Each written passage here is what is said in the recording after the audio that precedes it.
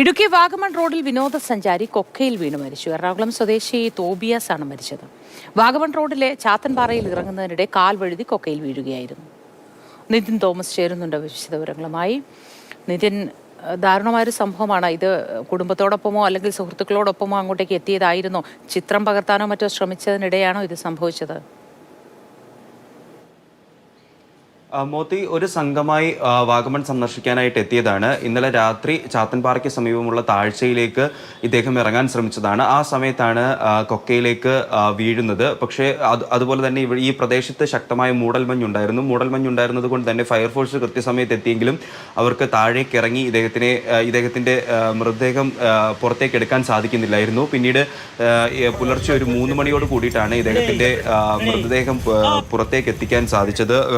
താഴ്ചയിൽ നിന്നും ഈ എറണാകുളം സ്വദേശി തോബിയാസ് ആണ് കൊക്കയിൽ വീണ് മരിച്ചത്. ഇടുക്കി വാഗമൺ റോഡിൽ ചാത്തൻപാറയ്ക്ക് സമീപമായിരുന്നു ഇന്നലെ രാത്രിയായിരുന്നു ഇത്തരത്തിലൊരു ദാരുണ സംഭവം ഉണ്ടായത്. മോത്തി.